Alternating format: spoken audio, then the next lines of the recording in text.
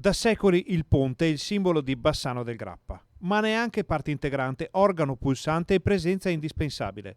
Ed è giusto quindi che questa funzione evolva con il tempo.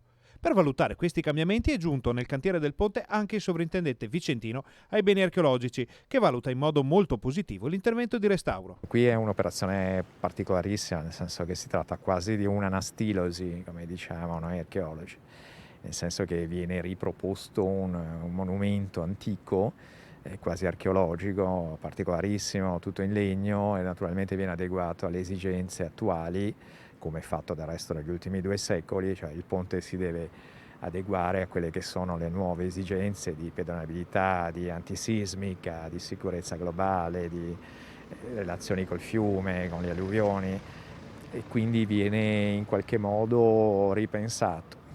Forse Palladio non riconoscerebbe ovviamente più le tecniche, diciamo, di fondazione. Il sovrintendente è molto chiaro anche sul progetto della centralina che un privato vuole costruire a poche decine di metri dal ponte.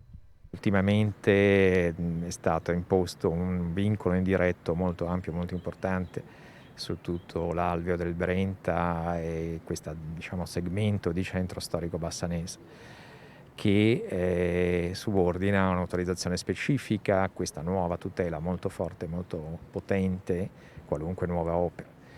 E quindi temo che questa famosa centralina sia incompatibile con questa nuova forma di tutela.